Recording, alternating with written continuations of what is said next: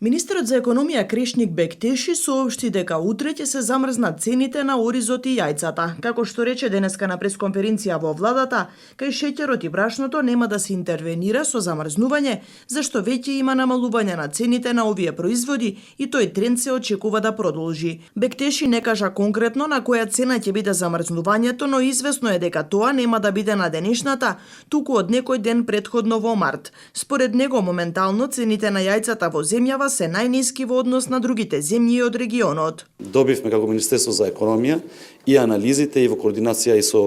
регулаторната комисија за енергетика, сакам да споделам дека само за една недела,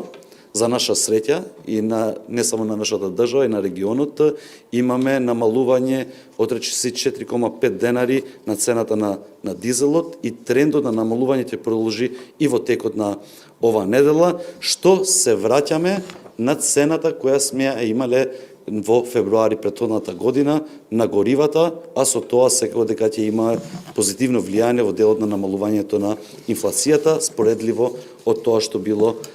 претhodно, што значи дека цената на дизелот ќе биде под 75 денари. Во делот на цената ние имаме конкретен предлог како Министерството за економија, нема да биде денешната цена, ќе биде една од цените од месец март. Не би сакал тоа јавно да го кажам, затоа што можат одредени трговци и производители да се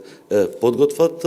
но тоа не значи дека немаме доверба во кај нашите стопанственици, но пред да биде конечната одлука од страна на владата, не би сакал да објавам, но ќе биде една од цените која била во март. Најевтини моментално сме во делот на цените на јајцата во регионот. Тоа може да се случи, затоа ние сме многу внимателни, сме кажале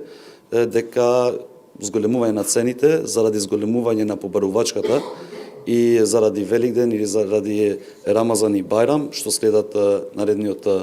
месец, нема да дозволиме да има зголемување на цените, пошто секој зголемување на побарувачката, значи следи со зголемување